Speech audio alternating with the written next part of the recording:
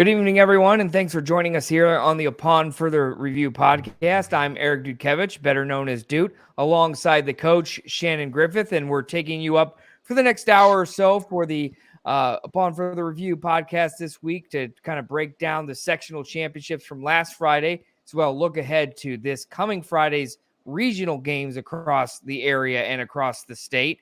And Coach, welcome in another exciting week of high school football. We were at a good one with Northside and Snider that came down to some big plays by the Panthers in the fourth quarter. I know you were there on the call with Brett Rump, and just an exciting sectional championship game, just one of many across the area last Friday night. Well, first, hello and welcome to Denver, Colorado, as I have to work my day job every once in a while. But I'm out here in the great state of Colorado, and it's actually beautiful, not snowing. But yes, the Snider Northside game lived up to its hype.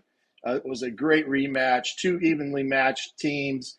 I think the common difference in that ball game, you could tell the difference from a team having been there as a program versus a team just trying to make their mark and trying to get there on a consistent basis.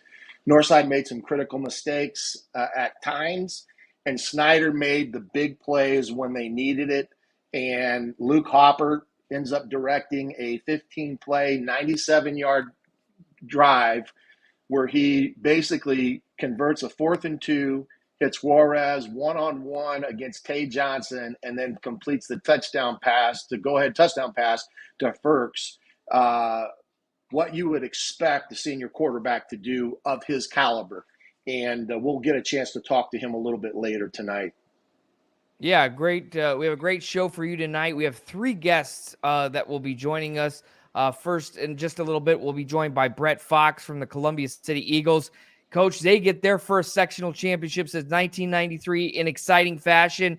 A close game late, the blocked field goal from Stratton Fuller, and then they go into overtime and get that late touchdown, Ethan Sievers, to seal the deal. And a home sectional championship, first time in 29 years. What a special moment that had to be for Columbia City. And we'll talk with Coach Fox about that a little bit too, Coach. But yeah, exciting night in Columbia City, certainly. Yeah, they had a great turnout. I got to see a couple pictures on Twitter, of course, of the stands. And, you know, not only were the stands full, but they had probably 2 or 3 deep in standing room only around the gates there. But, you know, that's what's special about those type of games, those type of towns, the one high school town where, you know, everybody in the county, or in some cases the city of Columbia City, was there. My adoptive hometown, I should say. But, yeah, it was a big time. It's a big time win. You know, Stratton Fuller, what can you say? You know, I mean, the kids made, you know, plays all year at wide receiver. But Friday night, he was making plays, not only blocking that field goal, but also on defense. I think he had a huge tackle on the goal line that kept Leo out of the end zone. So just a special night in Columbia City.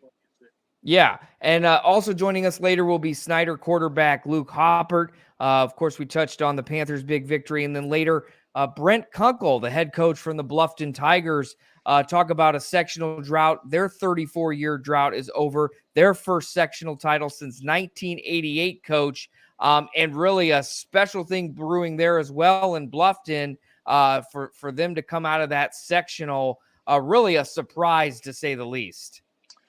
Surprise in the fashion that they did it. They beat Eastbrook, which is a storied program down there in East Central Indiana. Jeff Adamson, kind of a Hall of Fame type of coach, runs a great program. They beat that top-tier program. And I guess you could say they may be the surprise of everyone in not only Northeast Indiana, but maybe down there in the East Central part of Indiana as well. So I think we're in store for a pretty good regional matchup with them and Lures coming this Friday. Yeah, certainly. Lures got the big win over Eastside on the other side of that sectional to win yet another championship. Carroll goes back-to-back with a big win at home versus Warsaw, 34-17. Norwell was the team that lost late in that ball game We'll talk a little bit more about some of those games as the episode progresses. But I think, Coach, it's good time to join in with our first guest here, joining us upon further review from the Columbia City Eagles, head coach Brett Fox. And Coach, first of all, congratulations on winning the sectionals championship. The first time in 29 years for Columbia City. It's got to be a special accomplishment, obviously, for what the season has been, but really for the entire community to celebrate it at home on Friday night. What was that like for you and your program and your team? Hey, first off, thanks for having me on again. Really appreciate the work that you guys do. I was just sitting here backstage, just listening to you guys and the amount of information that you guys put into it, the amount of information you guys know about different teams and things like that's awesome. So we appreciate that. But man, like you said, it was an exciting atmosphere and just unbelievable. Just a special time for our community, and just packed stands. Like Coach Griffith was saying, and probably somewhere around 3,000 people there. Leo brought a huge crowd, and it was just a real special environment that's going to create lifelong memories for our guys. Whether you're a student within the school or whether you're a adult within the community, I think what makes it even more special is there's so many of our parents of players that were either in school or on that 1993 sectional team. Yeah. And now they have kids that are playing on the team, or they just have experiences that they remember going through when they're in high school, and they're experiencing the same thing with their kids right now. And there's a piece of me that is experiencing it right along with them, because my high school, which you guys have already mentioned, Eastbrook High School, is who Bluffton upset, which tears my heart away because I love Coach Kunkel, but Coach Adamson is like a father figure to me. But that was Coach Adamson's first sectional title in 1993 too. I got asked Friday night, what were you doing when Columbia City won their first sectional in 1993? And I got to say I was watching my high school win their first sectional in 1993, and just remembering those memories of my brother was a football manager on the team, and getting to watch there, and just to remember those things that I went through as a little kid. And I was walking out the gate and to go up to our radio interview, and I just looked at a kid that was probably my age when I was in 93, and I said, hey man, like when you get up here, we're going to be doing this too. And so it's just amazing. Sure. You guys weathered that storm. I mean, going into, you guys, it's 14-7 at halftime. Leo comes out, gets 14 points in the third quarter. You respond with the touchdown and get it to overtime, and the big field goal block from Stratton Fuller. Just everything that went into making the plays this late, and really for your entire sectional run, because you've really been in some close games. Just talk about your kids' resiliency and the ability to get to this point week in and week out, and really finally cash in not only just the NE8 crown, but also now a sectional title as well. Our kids, they're fighters. They're fighters. So they don't know what the word quit means. They work hard for it.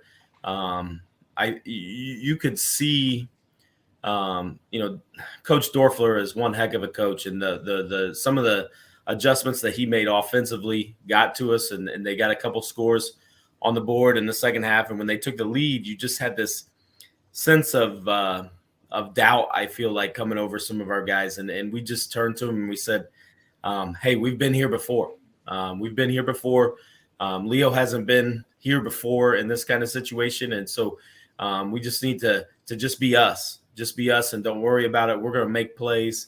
And then, like you said, we changed a couple things. They took that timeout before the field goal, and we decided, usually we're trying to rush off both ends, and we felt like Stratton had an opportunity to get one of their extra points earlier, but he didn't dive and really sell out fully because there was somebody on the other side. And if he does, I mean, you're sacrificing your body and putting yourself in a dangerous position. And so we talked through with the one side and said, hey, like, you guys aren't going to rush. And we put Ethan over there, and we said, hey, we asked Josh Arns, who's just a leader for us, to take care of the wing and to sacrifice himself, and you want to talk about a kid that is a star for us in Josh Arntz, but is willing to do those little things. That's why we're successful. We're asking him to do something that isn't going to get highlighted, and somebody else is going to do the credit, and he's the first one to jump in and say, yeah, I'm going to do this.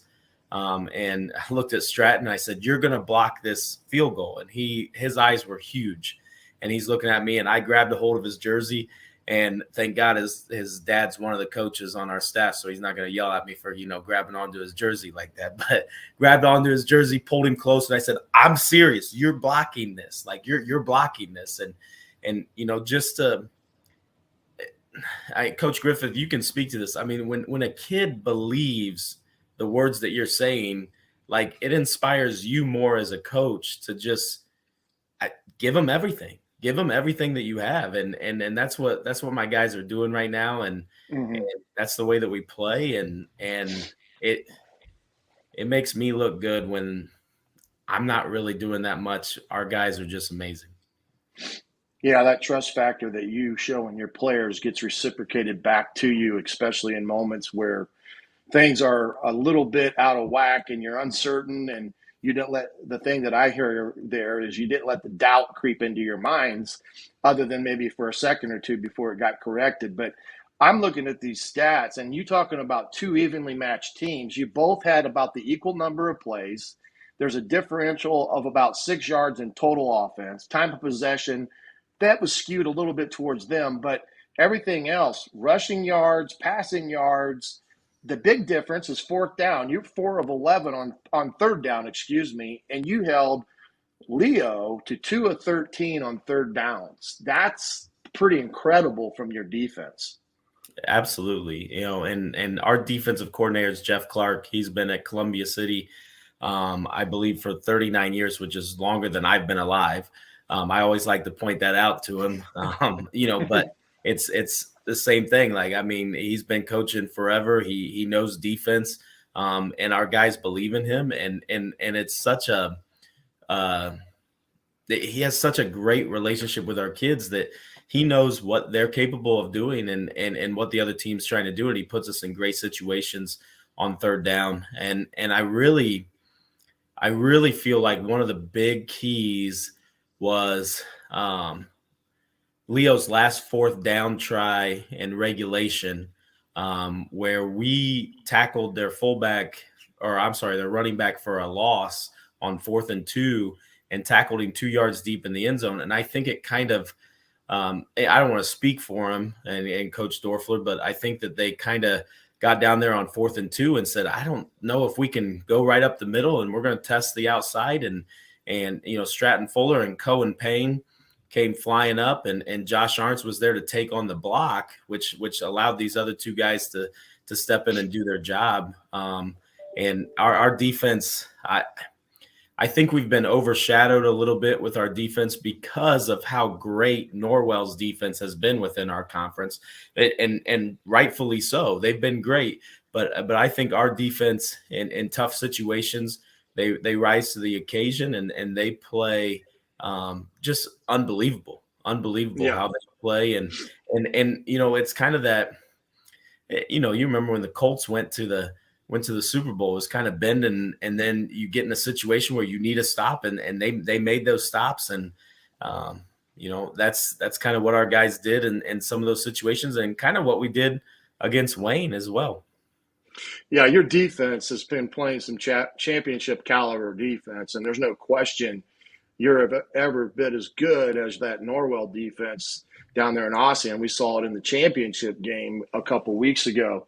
Now you've got this one out of your system. You're trying to bring them back to reality and saying there's more games ahead of us. Our ultimate end goal now is we want to get down the road a little further.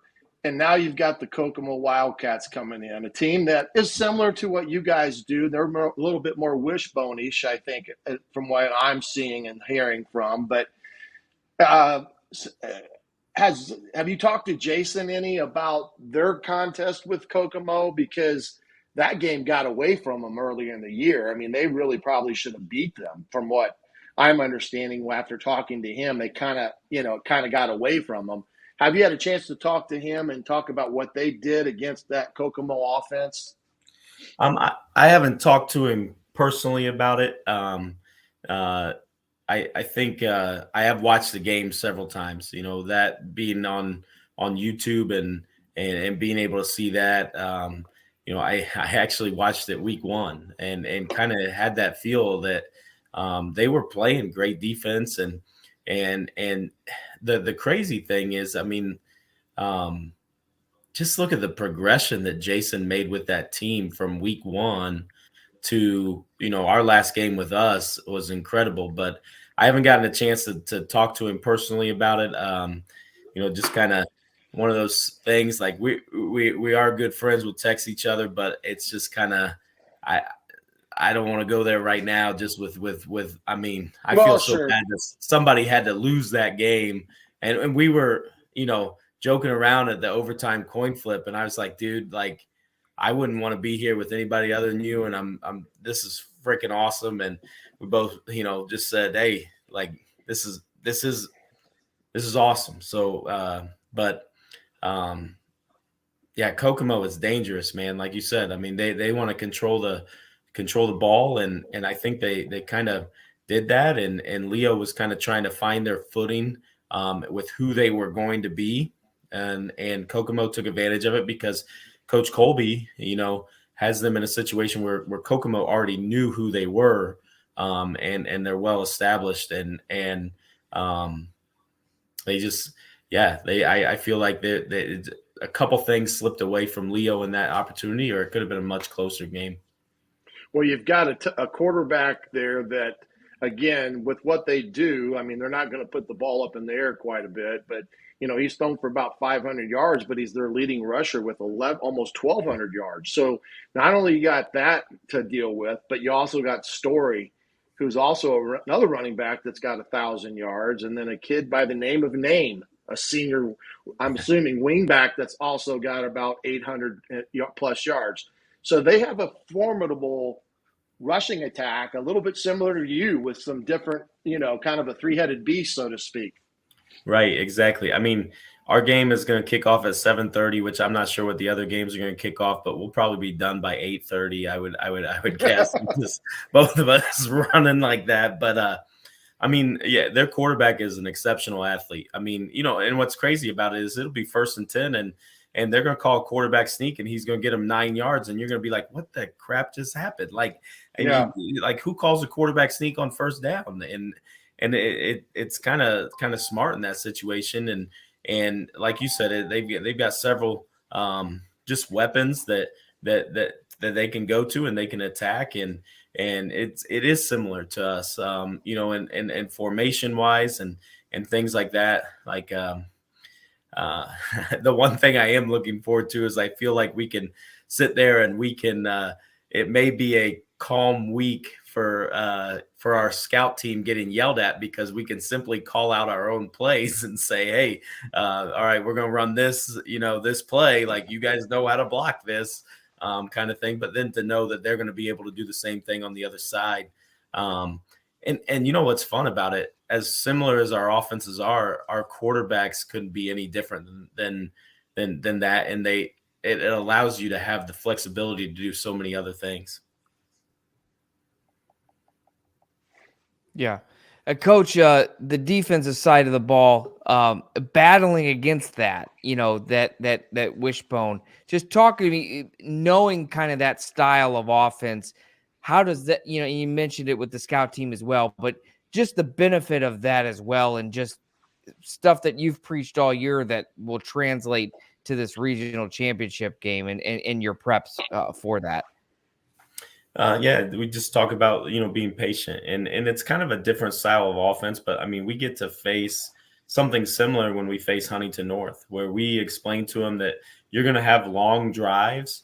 You know, Coach Prescott at Huntington North is gonna stick with his plays, and he's gonna pick and choose the right time to use them and to call them, and you've got to be patient, and you got to understand that. It's kind of that bend and don't break mentality, and that can mentally weigh on a 14 through 18-year-old.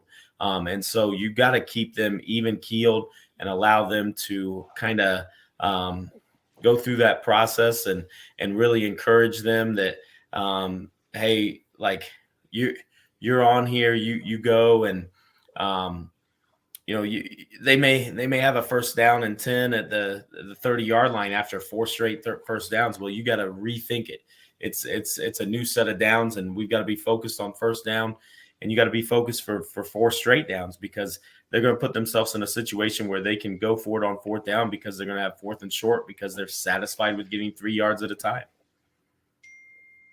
Very good. Well, we appreciate you coming on tonight, Coach. We wish you the best of luck upcoming in the regional game. It's certainly an exciting time for your team and really the whole Columbia City community and fans, and just something they've waited a long time for. And glad to see that you've kind of gotten over that hump in so many ways, and a really exciting team this year. And we wish you the best of luck the rest of the way. Hey, thank you for having me on. You guys are doing great.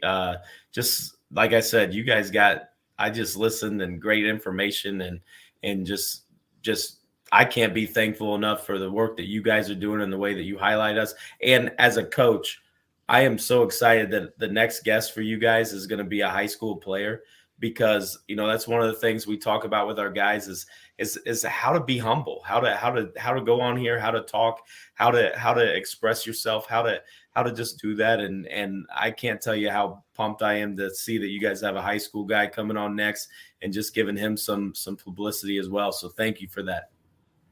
Absolutely. All right, Coach. Absolutely. Good luck, Brett. We'll see you, buddy. Thanks. That was head coach from the Columbia City Eagles, Brett Fox, joining us upon further review.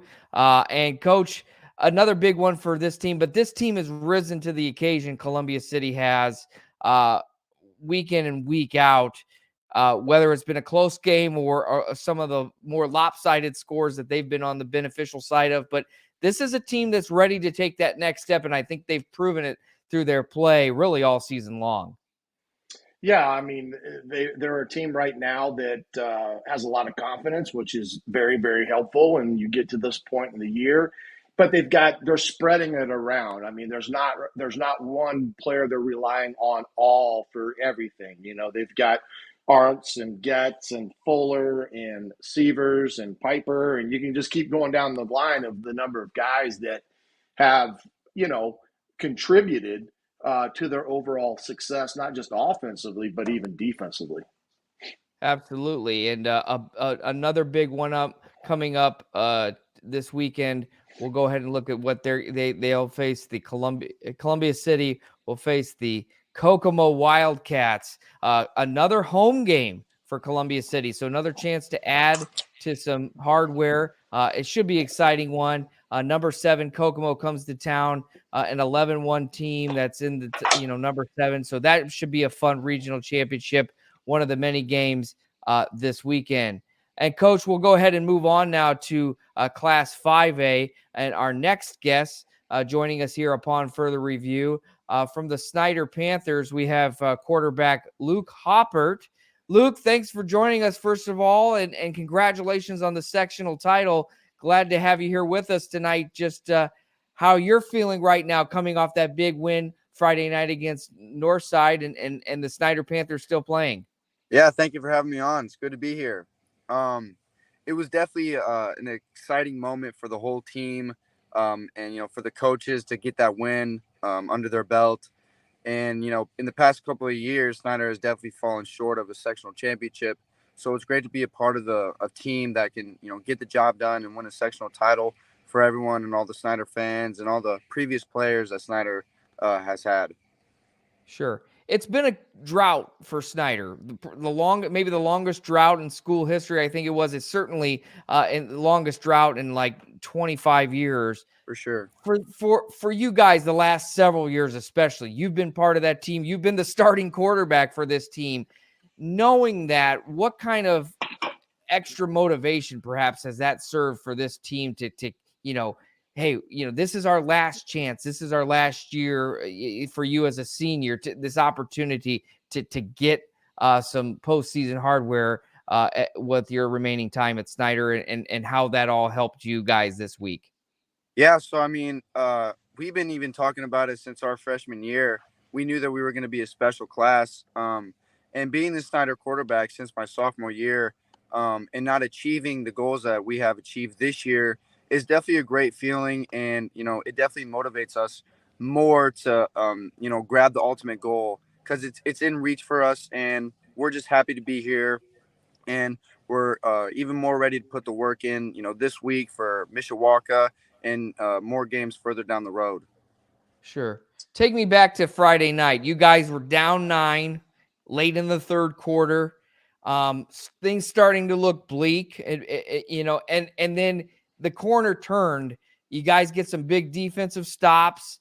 You find Kamari Juarez, the big play down the middle of the field. Everything starts to click again, and then suddenly it's 13 points later, and Snider is holding off to Northside one last chance to seal a victory.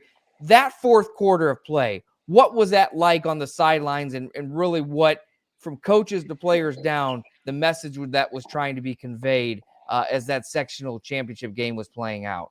Yeah, and really, after I threw that interception, a lot of the teams, mojo definitely went down.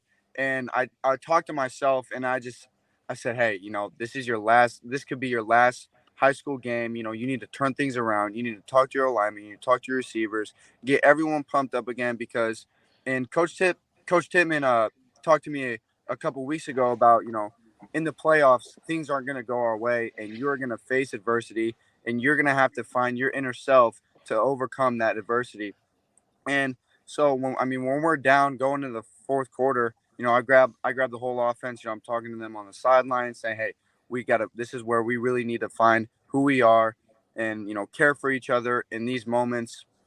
So that's really what the message was, sticking together as a team, just things like that. Yeah. Hey, Luke, this is Coach Griff. Hey, first and foremost here, is Coach Tittman all right? I think he looked like he pulled a hammy going down the sidelines to call timeout. He might have. He has to learn that he's not young like you guys anymore. I know. And we're seeing some. Go ahead.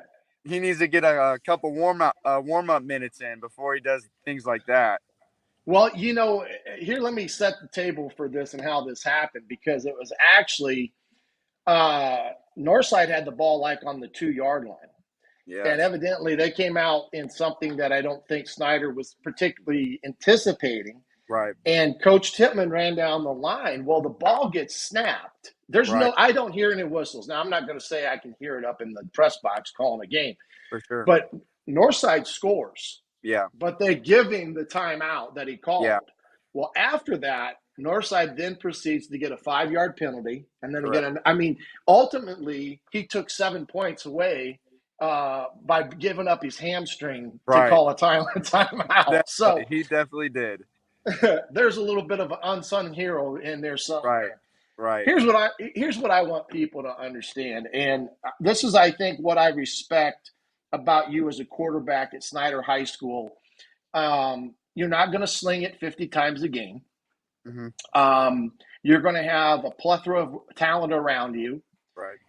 But ultimately, the leadership that you showed in the fourth quarter, after throwing that interception, which you knew was a bad throw, the time right when it left your hands, you could tell that you knew that was a bad throw. Yep. You went on and orchestrated this 15-play, 93-yard drive, but the key play in that drive was the 4th and 2 call. Kind of take us through that 4th and 2 call, and was that something that you guys had worked on that week? Is that something that was always in your potential game plan, knowing that, here you're hammering away with Langston Level and Buchanan, and it's, student body right, student body left, pretty good dosage of it. Here's 4th and 2. Right. Everybody and their mother thinks that Langston Level's taking the ball up the middle. Sure. But go ahead and set that up for us so that people can understand that play. Yeah, so we work on that play pretty much every week, and it's Coach Ike, draws it up with Coach Bergeron and Coach Phelps and all those things when we're in gusto. So when we always rep up naked, whatever it is, even if we're not even going to run it, it's just a good thing to have in the back of your pocket. And so when in a big game like that, and it's 4th and 2, and the game's on the line, I thought to myself, I was like, we're probably going to run fullback dive here. And then I run to the sideline. They go naked. I was like, all right, well, it's time to get the job done. So, having that kind of,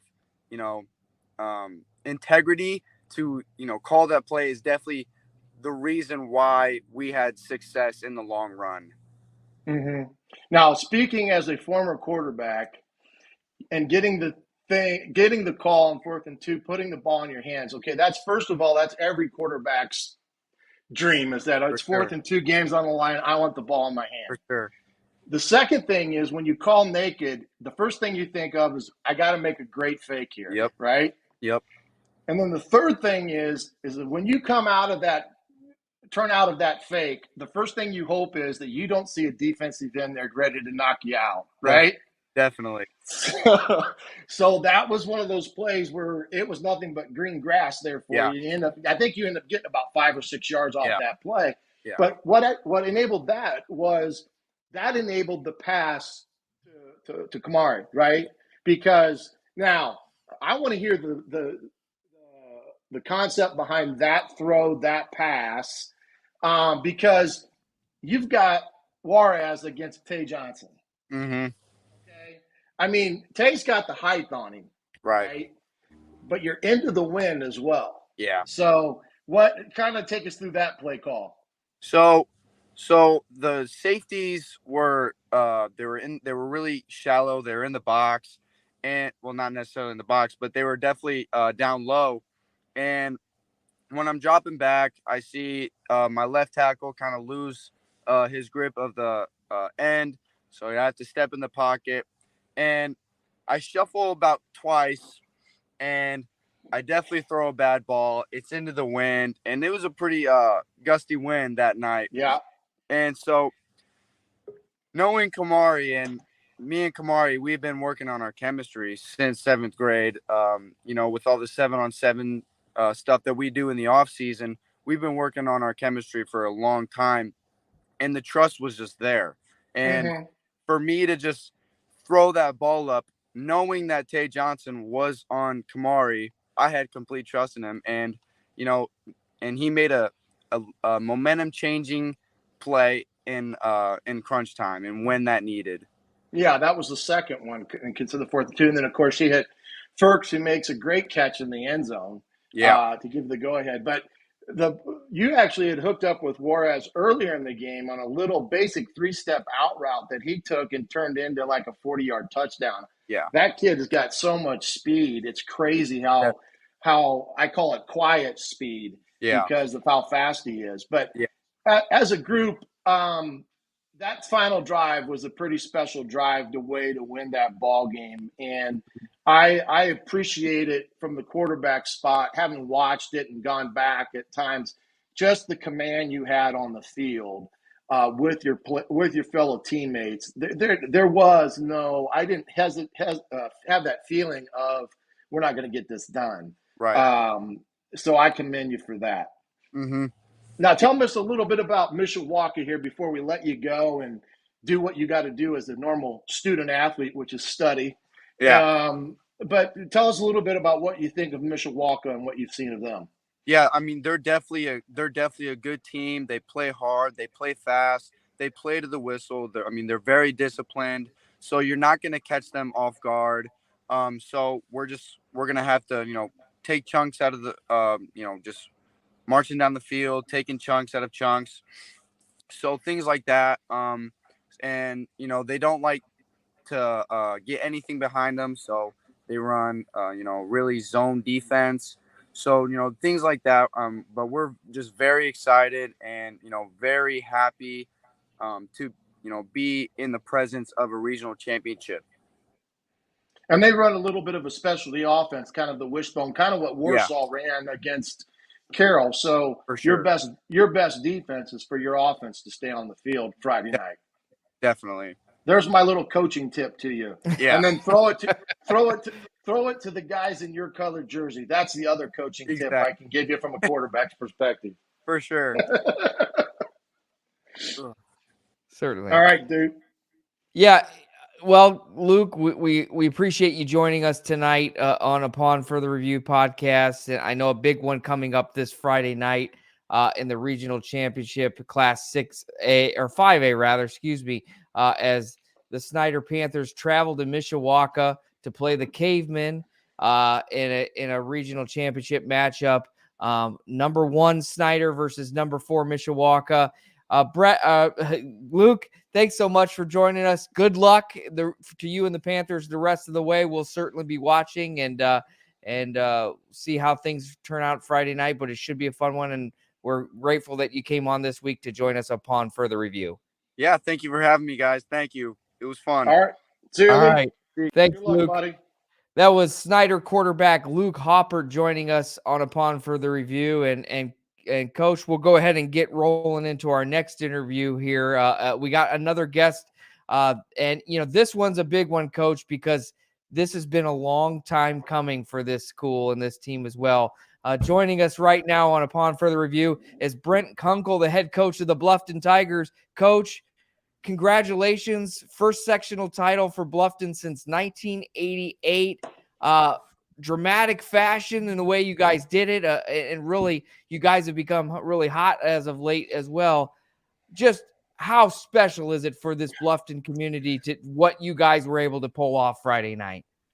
Hey, I tell you what, first off, thanks for having me on, guys. Really, really appreciate the coverage and appreciate the chance to talk about Bluffton football. We've kind of been under the radar all year, and with good reason. We finished 4th in our league, and we play a pretty good schedule in the ACAC. We lost to Northfield early on, who played for a sectional championship.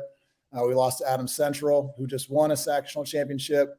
We lost to South Adams, who is, a perennial, 1A power at this point. And we lost to Heritage, who finished 2nd in our league and had a great year. And they just ran up against Norwell in the first round of their sectional. So, we played a tough regular season schedule, we felt like.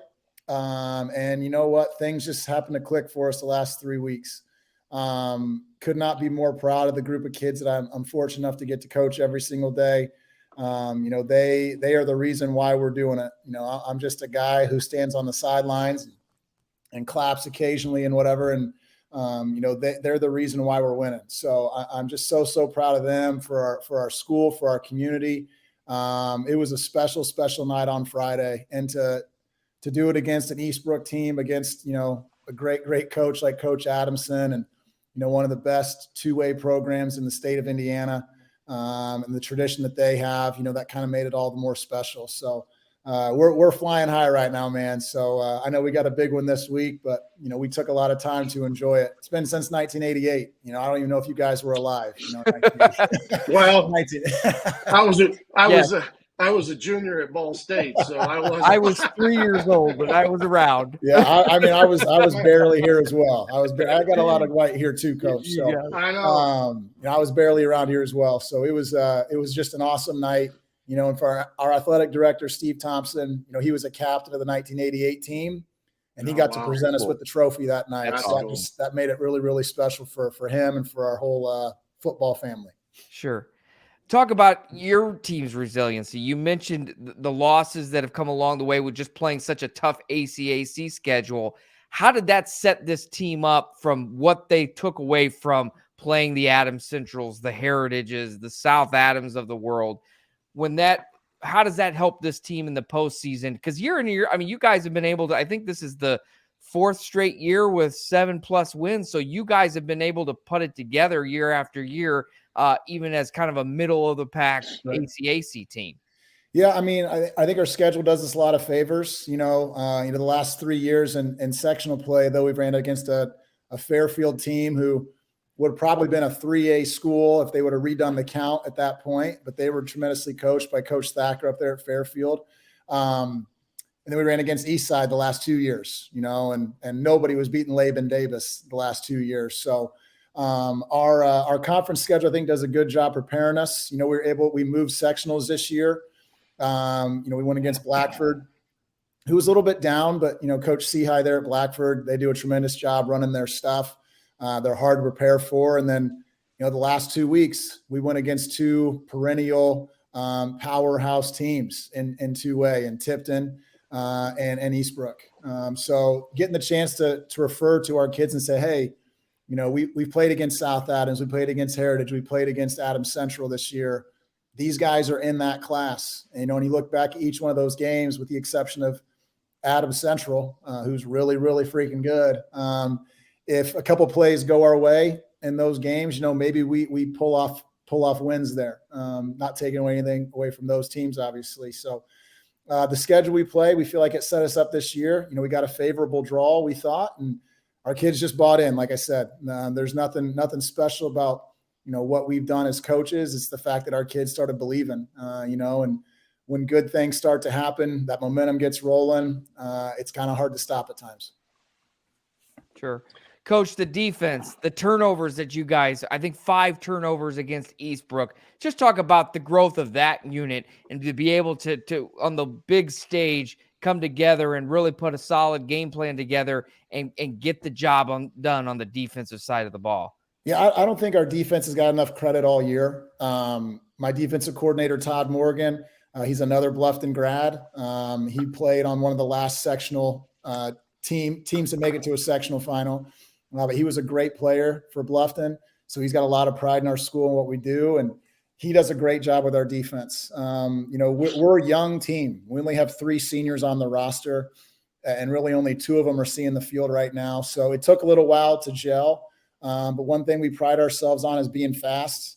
I'm the head track coach. So, we do speed development on Mondays. Like Monday is speed day. We talk about just trying to be faster than the team and fresher than the teams we're going against. And I think that helps us.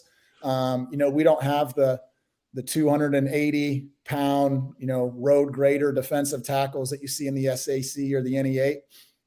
So we've got to take the size kids that we have and try to put them in positions to be successful. And Coach Morgan's been able to do that along with Coach Millspaw, my defensive line coach, and Bryce Bonowit, defensive back coach. They've done a tremendous job with our kids. And like I said, it's nothing special that we do. You got to have players, and our kids believe in us, and they believe in each other. They love each other. And that just goes a long way towards helping us, make plays on Friday night.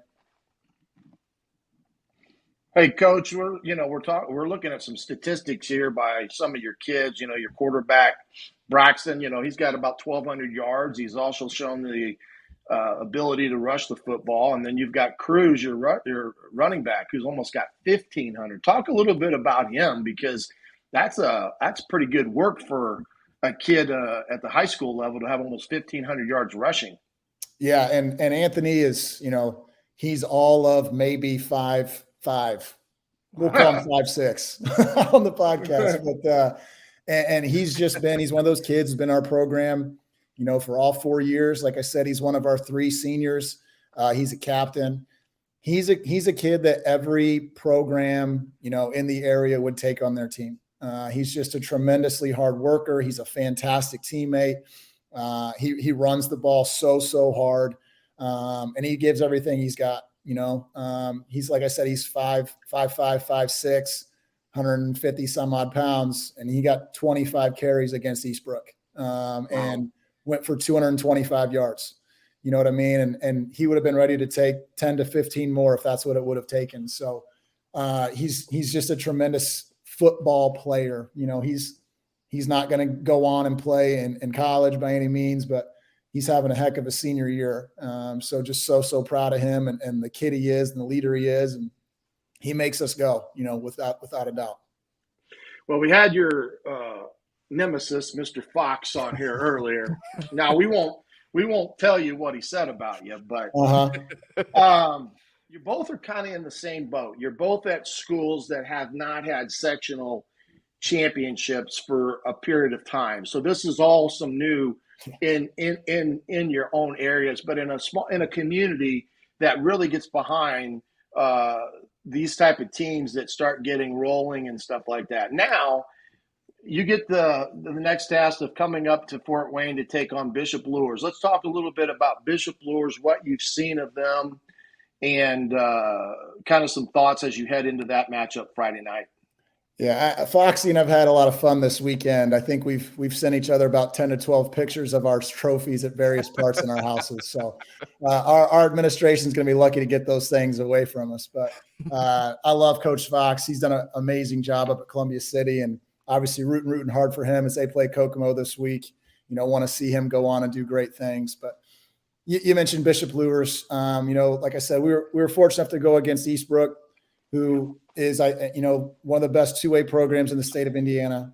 And now we get Bishop Luers, who probably is traditionally the best two-way team in the state of Indiana. I told our kids today, they've got 11 state championships. We've got 2 sectional titles. You know what I mean? So, but we are just so excited to get the opportunity to play against them. They're as athletic as all get out. There's no doubt about it. We're going to be going to this game, the heavy underdog, but nobody expected us to beat Tipton. Nobody expected us to beat Eastbrook. Nobody's going to expect us to beat Bishop Luers. And, it's going to take a tremendous game from our kids. We're going to have a lot of things go our way. They're just so talented. They're so deep. They're very athletic. They're extremely well coached. Kyle Lindsay's been doing this for a while. I know Matt was his dad, did it for a long time before him. But, Kyle does a tremendous job. And, they're perennially one of the favorites in the state. And, I think they have a legitimate shot to win it. But you know what? Bluffton's one of 8 teams left too. So we're not going to go up there and just hand them the game. We're going to have to, like I said, have some things go our way. But we're just so excited for the opportunity, to get to see where we stack up against one of the best programs in the state. So and here's the unique thing. And back in my day, we would say the unique thing was going to play on what they called AstroTurf, which was basically concrete back in the day that I played. You got to come up here and play on this thing they call grass. Yeah, what's up with this natural grass? Well, it's funny that you say that because a year ago it had rained the prior week before Laban Davis came to town, and the field was kind of atrocious and probably about that high because I think they didn't cut it for a reason. But how does that play into your mindset with kids to go from a surface where they're so used to footing and now have to go play on a natural surface, which some of them may not have played on a natural surface for the last 7 years. Right. Well, I'd be fine if we got that rain, monsoon, wind, hail, all that kind of stuff coming in on this Friday as well. Maybe might slow them down a little bit. It's all part of the experience. Like I said, the chance to play against Bishop Luers, the way my kids feel right now, they wouldn't care if we got to play them in the parking lot. So we get a chance to go up there and see how we stack up, and like I said, I might go up there, Thursday night after practice, start dumping water on the field or something like that to kind of try to slow them down a little bit. But, at the end of the day, it's high school kids playing football, and, a lot of these kids are doing it for the love of the game. And, we're just, like I said, the opportunity to go up there and play them. I told them, they were talking about it today. I said, guys, I don't care if we play them in our middle school practice field. We're playing in a regional championship at Bluffton High School. You know what I mean? And so where we play, what we play on, that's the least of our concern. They're going to be fast no matter where we put them. So we'll just have to wait and see what happens. Sure. Coach, before we go, got to ask you real quick, seeing Dwayne Eskridge in the NFL, how is that? What has that meant for your program as somebody to look up to for a lot of those guys? Not everybody's going to make the NFL, of course. Not everybody's going to play college football, but to see somebody like him come out of the Bluffton community playing at the highest level, it's got to be exciting. You were both the football coach and the track coach for him. He was a state champion in track. Just talk about what he meant to Bluffton and now to see him succeeding at the highest level. I'm going to try to get through without crying. So, Dwayne is, he's a special kid. To know kind of his background and where he comes from and the things he had to go through. I'm sitting here at my kitchen table. Dwayne spent about 3 years at this kitchen table trying to get homework done so we could get him in to college. And it's just an amazing story. I'm so proud of him. Obviously, first and foremost, he was one of the first people in his family to graduate from high school. And so to be one of the first in your family to graduate from high school, and the kid's got a college degree. And if we just stopped there, what a successful story that is. But the fact that, I'm sitting there about a year ago, last April, with him, and phone rings and Pete Carroll's on the line. That is an experience that I'll never forget. Obviously, that he will never forget. And it just shows, that through hard work, perseverance, believing in yourself, making sacrifices, there were a lot of times where he couldn't go out and do things he wanted to do because he had to stay back and do things he had to do. And to have the opportunities he has now, to live where like he's living now. He just became a father, which is an amazing thing as well. He's got a beautiful baby girl. So that was exciting to get to share that moment with him as well. And I'm just so proud of him. He could never play a down in the NFL, and he'd be a success in my book. So for him to be a Bluffton kid, it's great for our guys to look up to. But it's a great story no matter where you're from. So certainly.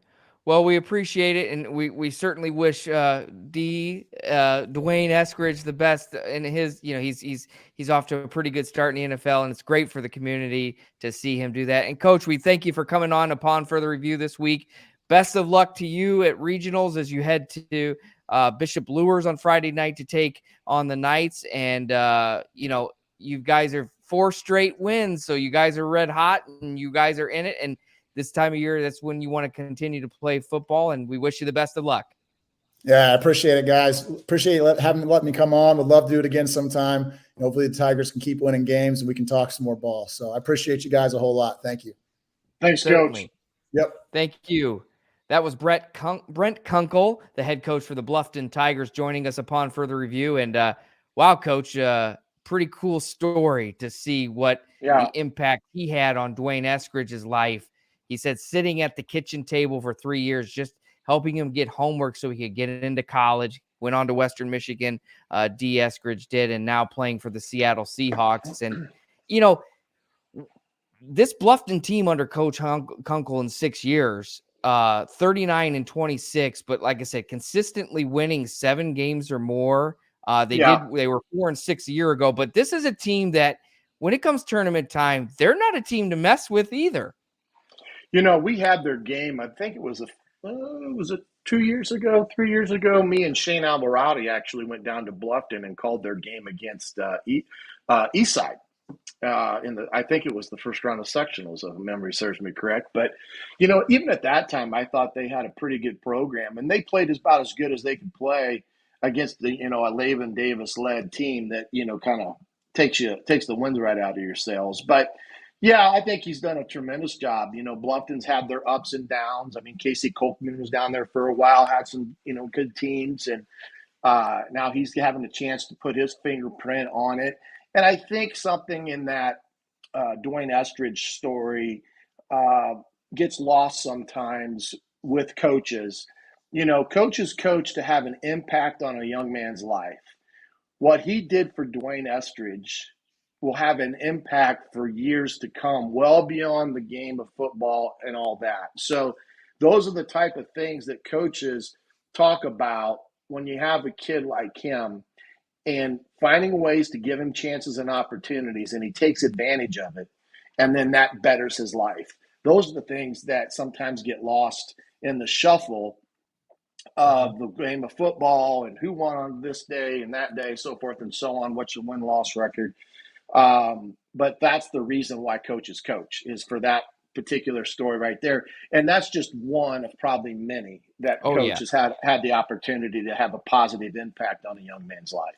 Absolutely. Absolutely. Great story. And we thank everyone for joining us here tonight. All right, Coach, let's go ahead and run through the boards real quick on some of the games, just kind of some snapshots of what we're going to see on Friday night at the regional championships. And we'll go ahead and start with the big boys in Class 6A, Coach. The 6A regional championship, Lafayette Jefferson comes back to Carroll. Carroll with another home game.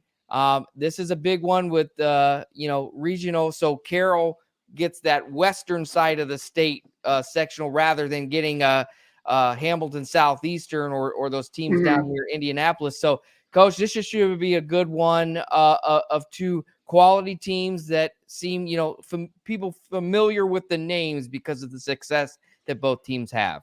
Well, yeah, and now Carroll's got to go on the road again, so they got to go to Okay. Lafayette On the Jeff. road. Okay.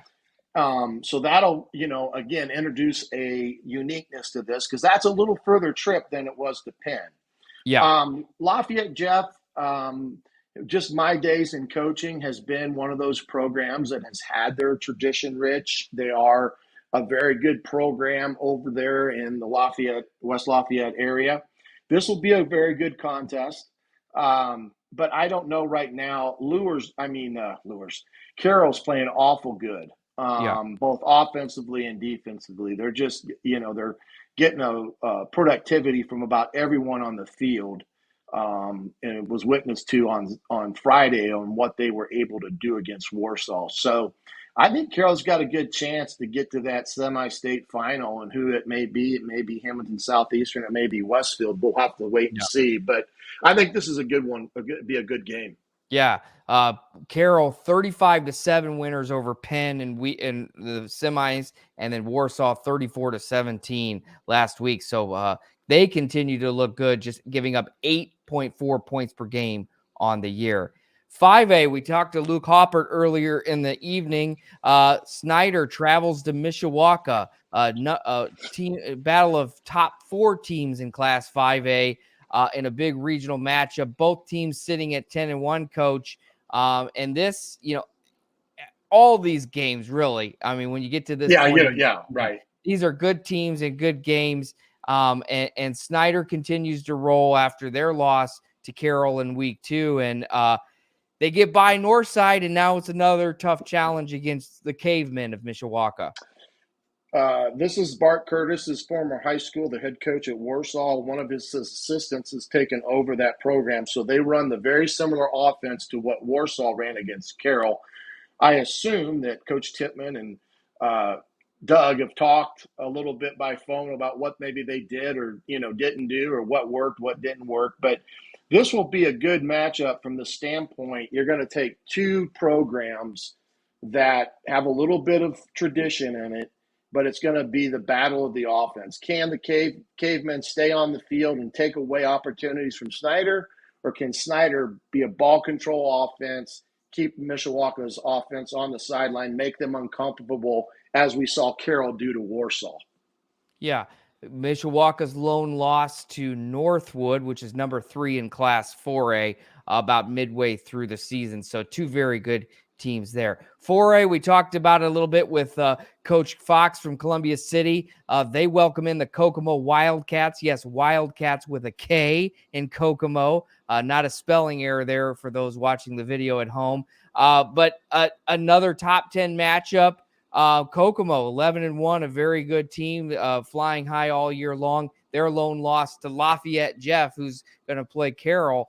So this is going to be another interesting matchup that we haven't seen just by virtue of Columbia City getting their first sectional in 29 years. Yeah, to me, this is a flip of a coin. You've got two offenses that are similar in philosophy, going against each other. I think it's the team that this is a little cliche-ish, but makes the least amount of mistakes Friday night on all 3 phases that are going to win it. That's how close they are. Yeah. In 2A, Bluffton travels to Fort Wayne to play Bishop Lures. And, a surprise regional matchup. Not so much the surprise that Lures is there. They get a big win over Eastside a week ago in the sectional championship. They handled Busco easily a couple weeks back. But to see Bluffton here is a surprise, though we talked about it with Coach Kunkel. The schedule that Bluffton plays in the ACAC has really helped them for this time of year, and they're sitting at 8-4, even with a better record than Bishop Lures.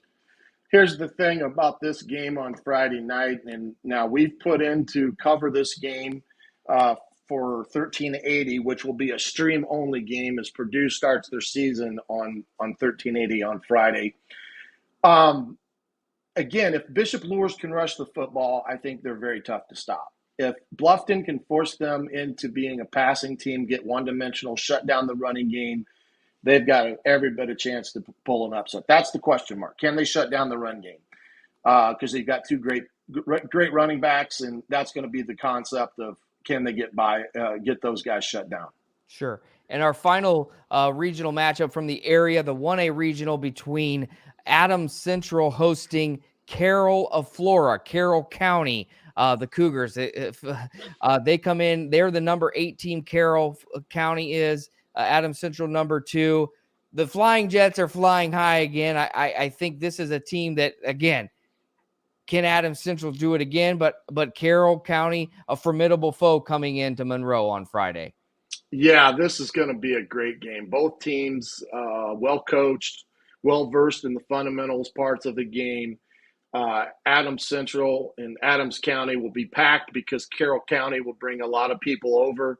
This will be a great atmosphere. If you're in the area, I encourage you to get out there and see a good game of high school football. Certainly.